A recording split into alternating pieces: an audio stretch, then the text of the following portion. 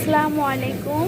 আজ আমি আপনাদেরকে একটি সবজি চচ্চড়ি করে দেখাবো, যেখানে আমি পাঙ্গাস মাছ, শিং মাছ, বেলে মাছ দিয়ে একসঙ্গে চচ্চড়ি করব। এখানে নিয়েছি মশলা, আর এখানে হচ্ছে সবজি নিয়েছি আলু, এরপর কলা, চিচিঙ্গা একসাথে, আর এর মধ্যে দিয়ে দিব পুঁই শাক। এখন দিয়ে দিব মাছ, একসঙ্গে মাখিয়ে নিব। মাছ দিয়ে দিয়েছি। এখন আমি যা যা মশলা দিব পেঁয়াজ কুচি দিব, পেঁয়াজ কুচি, মরিচ ফালি, এরপরে হচ্ছে জিরা বাটা, রসুন বাটা, হলুদের গুঁড়া, ধনিয়ার গুঁড়া এবং লবণ। এখন আমি দিয়ে দিব পরিমাণ মতো তেল।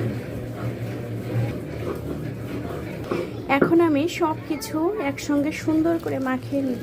মনে রাখবেন, এই রান্নাটির মাখানোটা যত সুন্দর হবে, খেতে ঠিক ততটাই ভালো হবে।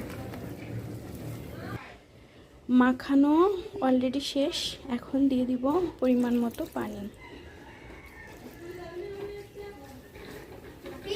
হ্যাঁ, এখন আমি ঢাকনা দিয়ে ঢেকে দিব। 10 মিনিট এভাবে জাল করে দেব। পুঁই শাক এখন একদমই নেতিয়ে পড়েছে।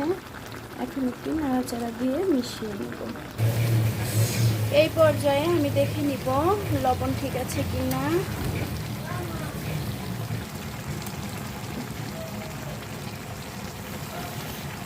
একদম পারফেক্ট আছে।